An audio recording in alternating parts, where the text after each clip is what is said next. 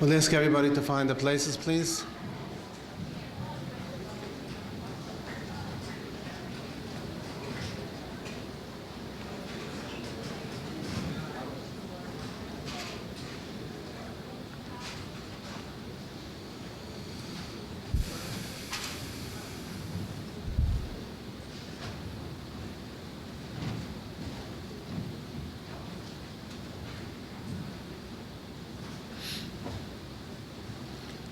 Before we go to our next session, we will have the privilege to hear from Dr. Scott. It was a privilege just to have here to participate in the conference. Thank you, Dr. Scott, for coming.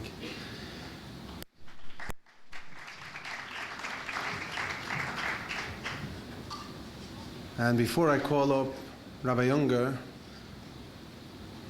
I think almost everybody here knows who Rabbi Unger is and his devotion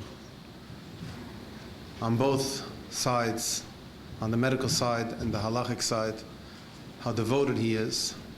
I just wanted to thank him personally for his devotion to a time and to the couples and the amount of time and effort he gives to each couple to help them in their journey. So thank you, Rabbi Unger. And on that note, I'd like to call up Rabbi Unger.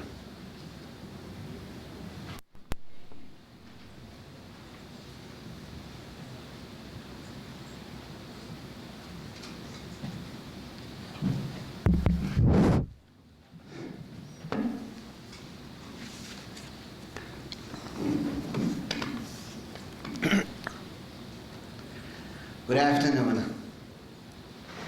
It is a great schus and kavod, a privilege and a humbling honor to address the esteemed doctors, my fellow A-Time staff members, and of course, each and every individual that makes up the A-Time family.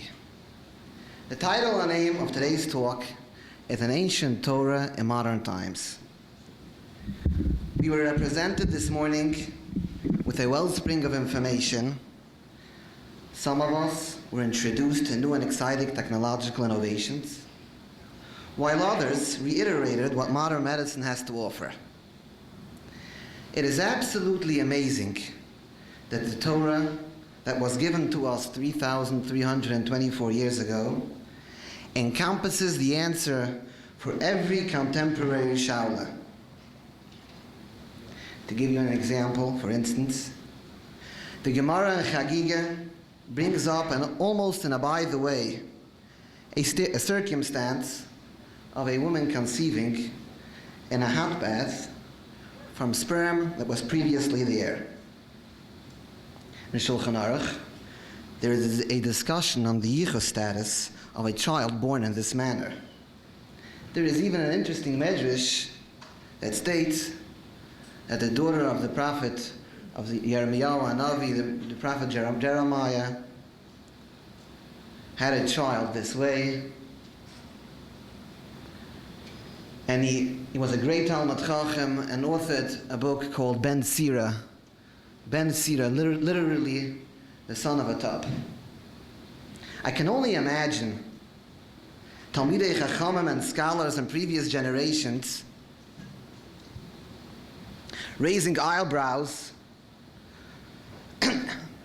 while learning this halacha and ask themselves, why in the world did the Shulchan Aruch include and discuss a case that has almost no probability of occurring?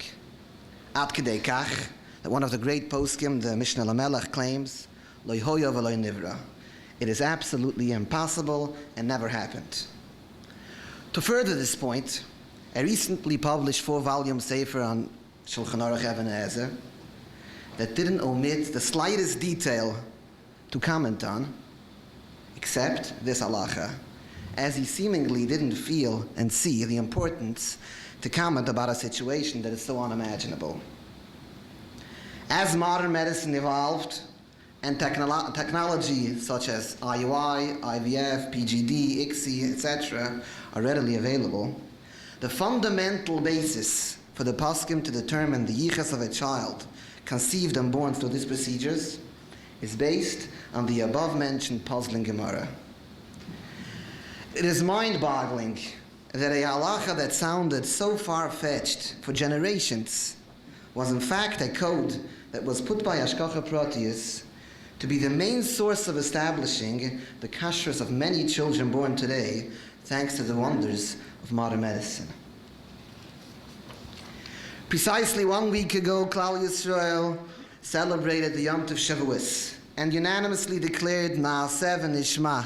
We will do and hear Hashem's voice and always walk with His Torah. Hashem lovingly embraced us with His mission, V'atem tiyu li mamleches koyanim v'goy kadosh. You shall be to me a kingdom of priests and a holy nation. This Torah is eternal, endless, everlasting, and infinite. The word halacha, the term used for Jewish law, literally translates to walk. An Erlich Yid walks only within the parameters of the Torah. Every generation, Klal Yisrael is blessed with poskim that with tremendous wisdom and siyata d'shmaya find in the Torah the way to tackle contemporary shilas.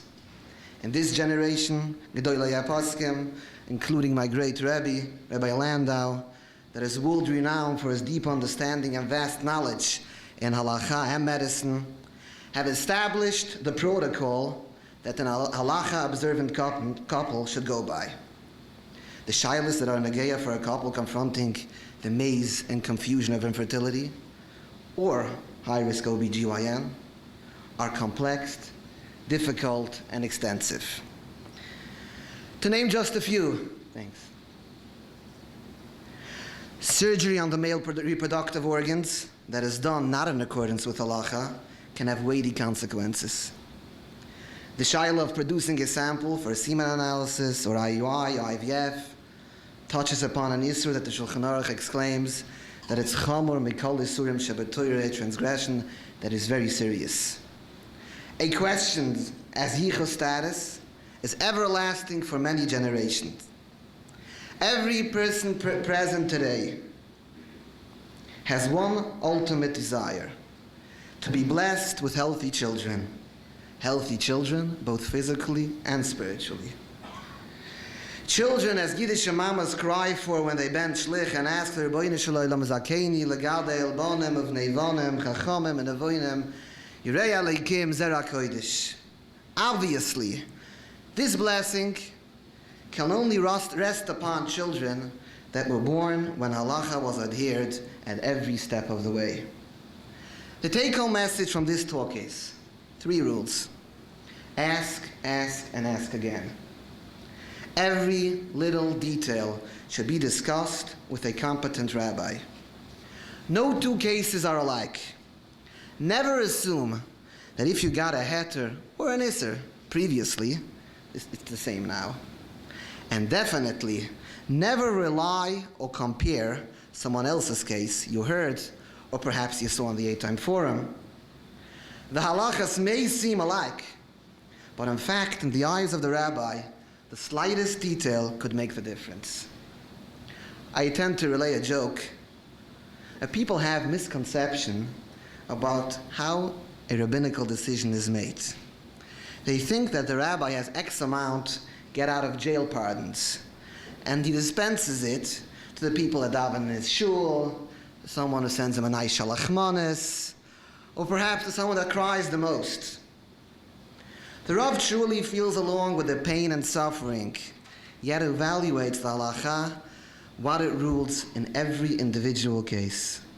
Even more, a heter doesn't always mean that the halacha is no more. Some heterim are left as a last resort only, and must stay that way. I would also like to reiterate that one should not leave the shaila to be asked at the 11th hour. It's not fair for the dayan, for the doctor, and for the couple to ask a shaila on IVF when the woman is fully stimulated the day before retrieval. It doesn't make sense. And last but not least, all handling of any gametes, sperm, eggs, or embryos, must be done with hashgacha, under full supervision. At this opportunity, I would like to recount with you that a time is here to walk you through the trials of infertility with many, many services. A time is blessed with a team of skilled and well-informed, selfless individuals who take upon themselves to refer and counsel every case with expertise and compassion. The helpline is run by our illustrious Rebbetzin Landau and has on board such distinctive persons as Rabbi Koenig, Mrs. Moskowitz, amongst others. A-time staff members work long hours guiding the couples, researching, meeting the doctors, and much, much more. Not once have the doctors expressed amazement on the deep and broad understanding to medicine that the A-time staff members possess. The time is short to list in detail the many A-time services: the A-time Forum, the Shabbos Nele Hospital Program, the library, the magazine, the Shabbaton, and much, much more. Every service is backed by good-hearted and hard-working individuals. Of course, under Rabbi and Mrs. Rosen. Please, the services are here for you. Please, don't hesitate to use them. Please, utilize it while going through this Nisoyan. I was asked to wrap up this talk by a short word of chizuk. This is always not an easy task. I look at the crowd, many of whom I know on a personal level. I look at the faces and I feel the pain and I realize the suffering. What can I say that hasn't been said? I'll share with you a gewaldige story I heard just this past week. It's about the Tartik of a Rav. He lived in Borough Park, passed away in 1988. He's a good friend of my Zayda, the Voidislav Rav. This story happened in the war and the Holocaust, 1944. He was in a bunker in Budapest, and Pesach came around. And he had to lead a Seder, and he led a Seder in the bunker. And he said a gewaldige Wort. It's gewaldig not only of the word itself, but at the time when it was said. He asked as follows. We say in the Haggadah, we say, Matzah zi shani oichlem al shema, Pesach zi shani oichlem al shema, Morer zu shani oichlem al shema. It's not in the chronological Seder. First, we should have asked, Morer zu shani oichlem, not Matzah zi. So we answered this. While a person is going through his morer, while it's still the time of morer, of bitterness, we don't ask any shilas. The question of morer zu shanu oichlem can only be asked when we sit at the Seder with matzah and Pesach. This was said by a person that lost his wife and 6 children and his rabbanis and all his community, and was sitting in Budapest in a bunker, not knowing what will happen the next minute. Maror zu sha'anu oichlem, we do not ask until we're over. My good friend Reb Chil Sapiro told me a beautiful story that happened. His Rosh Yeshiva, Reb Chaim Stein, the late Rosh Yeshiva from Telz, was very sick, and it sounded like he's going to pass away, and this whole family came to his bedside in the hospital, and they were standing there with the minyan, and happened to be he passed away a few months later, and after a few hours the situation got more settled. And it was the night of Tisha B'Av, and they had to sit down and read Megillas Eicha. And they're reading their Megillas Eicha. You can imagine reading Megillas Eicha on the floor in a hospital. And they were saying Megillas Eicha, one pasuk after another, and they stumbled upon the pasuk, Chazdei Hashem ki lo ysamnu, ki lo yichalu rachamov. And one of the Einiklich told him, he asked himself, what does such a geschmacke pasuk, Chazdei Hashem ki lo ysamnu, ki lo yichalu rachamov, do in such a depressing Megillah as Megillah Eicha? Where does it come in over here? So he said, we know in Gemara, Ein Bechlal Leila Masha Beprat. If the prat is Chazdei Hashem Ki Lo Ysamnu, then the whole Megillah Eicha is one shtick Chazdei Hashem Ki Lo Ysamnu. Sometimes we don't know why, we don't know what, but it still is Chazdei Hashem Ki Lo Ysamnu. In this week's Torah portion, Ba'al Yisra, I don't know in your shul, we have to ask Rabbi Yamam Fayet, he's the Baal Koireh, but in my shul, when they read, when Am Yisrael was traveling, you read it in a chant. V'yaltzu mata b'nai Shimon Shulamil ben Tzedishadai, v'yaltzu mata b'nai Gad Eliusav ben De'iyayil. The same thing in Parshas Masei. Vayisime makayles vayachni b'sochas, vayisime b'tzin vayachni b'yamsif. Everyone understands why the Shira is read in a song. It's a Shira, it's a poem, it's a song. Well, how come the traveling of Am Yisrael, what's so significant about it? What's the song? Is it a celebrating event? What's the song? Am Yisrael was in the desert. A traveling way that should have taken them days or perhaps weeks, stretched out for 40 years. Mem Beis Masois, 42 stations. Am Yisrael stopped. They had Shisha B'Keres Echad. Every fertility doctor would be fired for making Shisha B'Keres Echad. But they had Shisha B'Keres Echad, Kinder and Rinder, and they have to take the tent apart and build it back, and they had no way of knowing when are they going to arrive at their destination. Wandering in the desert in the blazing hot sun, Am Yisrael was wandering, but they were wandering with song. Why? Because Al Pi Hashem Yachni and Al Pi Hashem Yisrael. Even a journey that should take a person a year or 2 years can sometimes stretch out to many years. It's the journeys will still be made and traveled with song. Why? Al Pi Hashem Yachnu, Al Pi Hashem Yisrael. Everyone is going to reach the destination. After 10, 11 days or 40 years, no one knows. But if it's Al Pi Hashem Yachnu, Al Pi Hashem Yisrael, we walk it with a song. Every time you wake up in the morning to see the doctor, every time you have to take a shot, a small shot, a Ghana left shot, a progestin shot, a Lovanac shot, at every negative test, at every loss, at every bad remark you hear, it's one masa after another masa, one station after another station.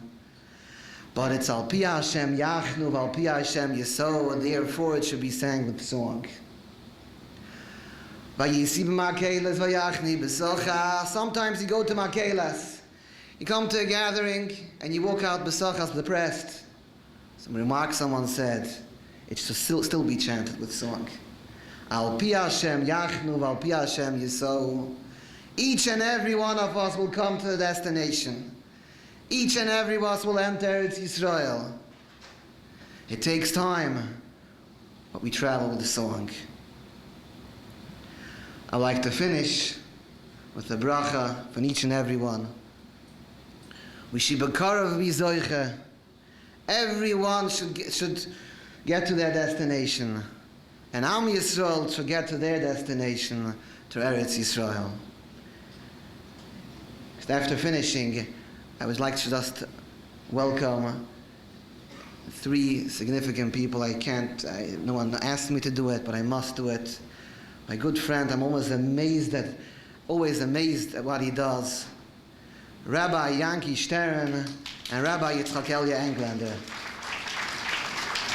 We also have here with us, in Hebrew we say Hafta'ah Ne'imah. It's translated as a pleasurable surprise. Rabbi Baruch Finkelstein. Most of us here have read his book, The Third Key. Bekarov, everybody should read his other book, B'Shah Tovah, but please do not get to his book on postpartum depression. Thanks.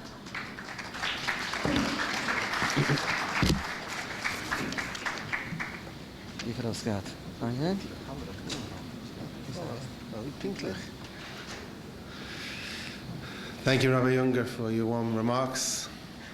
And again, the Rung is available at all times, day and night.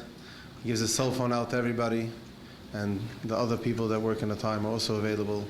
Please reach out for all the help that you need, and we'll try to satisfy everybody's needs. On that remarks, I would like to call up Dr. Richard Scott. Again, it's a privilege for him to come speak for us. He's not always available. He does a lot of work, and a workaholic he's called in his place. And we appreciate for him to give away his time for coming. Thank you, Dr. Scott. I'm going to move the thing once. Good afternoon, and thank you very much for the opportunity to come.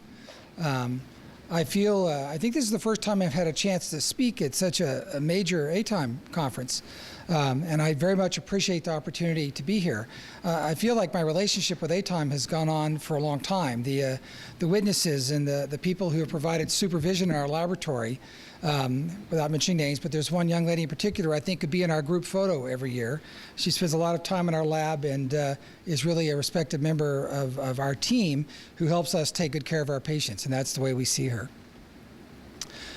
I'm going to try to talk to you a little bit. My charge today was to talk about how preimplantation genetic diagnosis is changing things. And we're going to talk a little bit about kind of the basic PGD that's been around since the late 80s, and it's very important. But it has only changed a little bit. And then we're going to talk about, near the end, how aneuploidy screening, counting chromosomes, has changed the nature of what we do and the nature of the outcomes to the extent that I believe that within the next, which one? This one. Maybe I'll hold this one just, if they're close, is that bad? I believe that, is that better now? Thank you. I believe that the paradigm for clinical care will probably shift in the next year. Now, the proof's in the pudding. We'll have to have more data and more outcomes, but they are now up into the many, many thousands. And I think that this is worth thinking about together as a group because it will impact your community as it certainly is impacting our community. One thing you need for PGD, one thing you need for any kind of genetic diagnosis is genetic material. And today, the only place you can get genetic material, which is representative of the embryo, is from the embryo itself. And so we have to biopsy the embryo. And there are 3 fundamental times you can do that. Up at the very top, you can see, I'll use this, polar body. Now this just gets genetic material from the egg, but has been championed, by a number of groups for a very long time. In the middle, you can see a day 3 embryo, or a cleavage stage embryo, and you can see a cell coming out of that. That tends to be 1 cell out of 8 in an ideal circumstance, but commonly 1 cell in 7, 6, or even 5. So you're removing a substantial portion of the embryo, and we'll talk more about that in a second. And down at the bottom is an old blastocyst biopsy picture, and that has certainly become the standard of care. Just one brief slide on why we don't think polar body biopsy is a very good idea. And it's been done in many, many tens of thousands of cases in the United States. It is still the subject of the largest study being done in Europe right now on applying PGD, but we don't think it will lead to at least an ideal end. It's not that the information is not useful. It is just that it is potentially misleading, which I think is very, very important. This is an example of a case, and I apologize for the very small graphs, but it's really just there to remind me to tell you that when you get a polar body, there's two of them. And in different circumstances, they should have what's called reciprocal errors. If you find too much in one place, you find too little in the other, and that should, in fact, be very reassuring. But of the different ways that this shuffling of genetic material occurs, as the body goes through the natural process of an egg, going from a full set of DNA, 46XX, that's why young ladies are young ladies, to a half set that is now ready to receive the DNA from the sperm and become the new embryo and hopefully the new person, you can actually have two different abnormal polar bodies, two different abnormal extrusions of material, and still end up with a normal embryo. The take-home message for that is that when you get abnormal results on polar body biopsy, those embryos are classically discarded, and that may not be safe. The bottom line is a very substantial portion of those embryos, perhaps a third, perhaps 40%, actually do not represent an abnormality. They represent a normal embryo. And so I no longer believe that polar body biopsy has any contemporary role in reproductive medicine, and I believe that is true today. That leaves us two other options. We can go through the classic paradigm. In the roughly 100,000 cycles of PGD done in Europe, about 88% of the biopsies have been done at the cleavage stage on day 3. Less than 0.2% have been done at the blastocyst stage over time. So how do you know if it's safe? We have asked this question for years. It's a very difficult question to study because if you take cells out of an embryo and they don't make a baby, maybe that embryo was never destined to make a baby.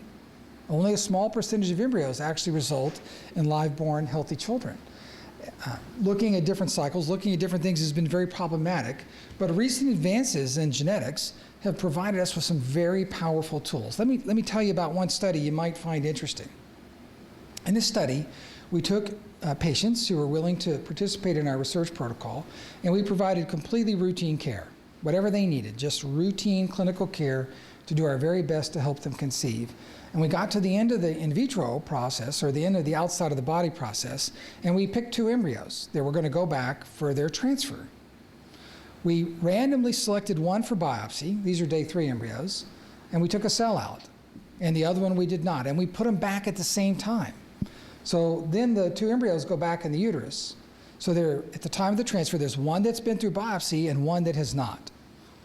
So now it's the same cycle and the same hormones and the same lining of the uterus and the same doctor transfer and the same every laboratory conditions.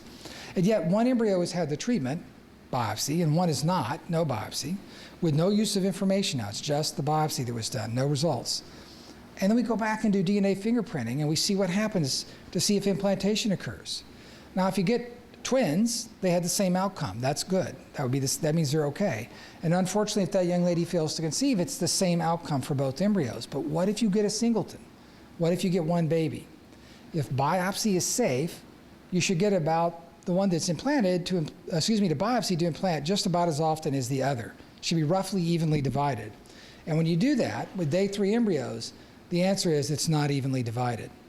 And in fact, the implantation rates in the embryo, every patient being compared to themselves, the implantation rate from the non-biopsied embryo was 50. 50% of those embryos turned into babies. But for the biopsied embryos, it was only 30%. And while that is not terrible, the reality is you're losing almost 40% of the babies. Now, I have to tell you, clinically, I don't think we should be doing things that lowers the reproductive potential of the embryos we care for by 40%. It's not a safe number, and we don't believe that that's an acceptable choice. It's a huge difference. On the other hand, when we did it at the blastocyst stage, there was no difference. And this is the reason that if we're going to get genetic